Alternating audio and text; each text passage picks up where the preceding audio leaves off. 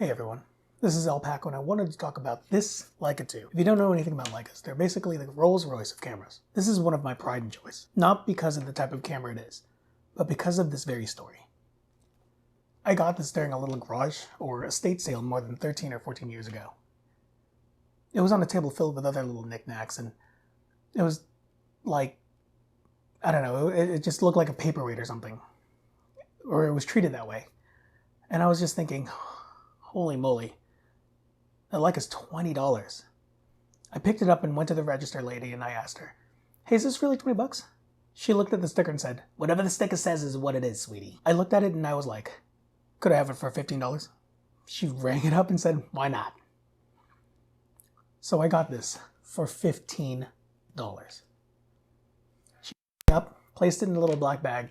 I wrapped that bag around the camera and held onto it so tight as I was headed home. It felt like I stole $10,000 or something. And I'd get caught if I wasn't careful. I get home, close the door, and lock my room for whatever reason. I lived alone at the time, so I literally don't know what was going through my mind. Probably because I was thinking I'm going to jail or something. I wasn't really thinking straight. I unwrap the plastic bag and hold the casing, just feeling all the little pieces. I feel the leather and I was thinking, God, it feels so nice. Keep in mind, I haven't actually looked at the camera. I undo the back buckles, just because I don't want to hold it in the case. I wanted to feel it in my bare hands. So I unscrew the base and slide the camera out of it. I couldn't believe my eyes. It's made of wood and has this black and gold metal. That's my entire aesthetic. Wood, black, and gold. This thing was made for me. I fall in love immediately. I start with the base because I look at the base because that's where you take the film out. I wanted to make sure it's not a problem. I flip up to see the top plate and my heart stops. I see the symbol and I start freaking out. I thought, my God, is this a Nazi thing? My mind races and my hands start shaking. I start thinking of everything this camera got to see. All the death that it had to witness. I almost start tearing up a little because that was such a terrible time in modern history, so I put it back in the case. I keep it in my little camera box. But here's the thing about this camera. It's fake. Right after I had that little anxiety attack, I never touched it.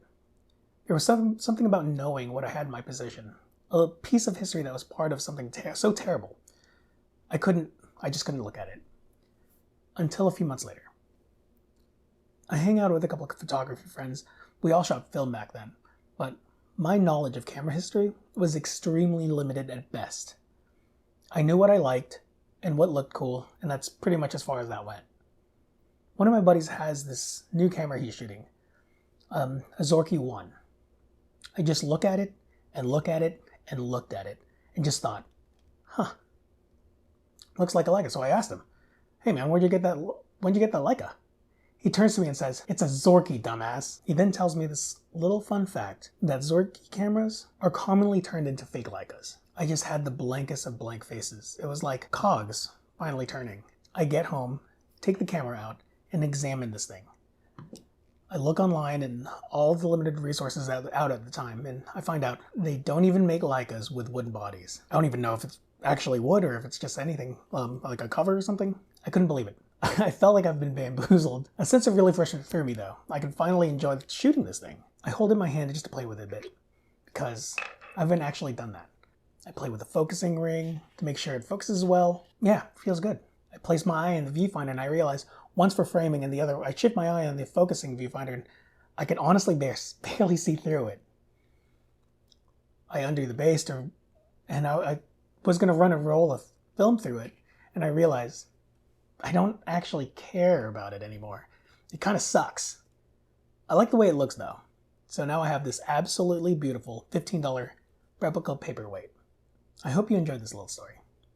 Because I'm dedicating to shooting a roll of film every month with all of my cameras, I will probably end up shooting with this thing.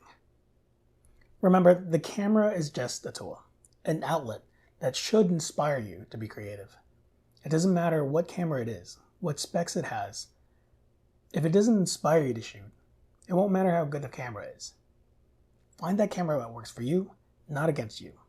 Don't just look at whether it has this or that, because none of that really matters. Thanks for watching. Have a great day.